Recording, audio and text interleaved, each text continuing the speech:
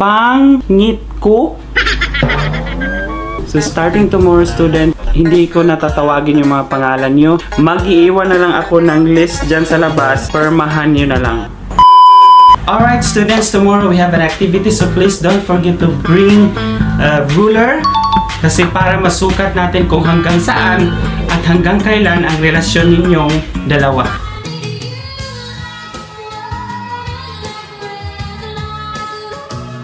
Pangalawa, don't forget to bring pencil para maisulat nyo lahat ang mga masasaya at mga masasakit na alaalang nangyayari sa inyong dalawa.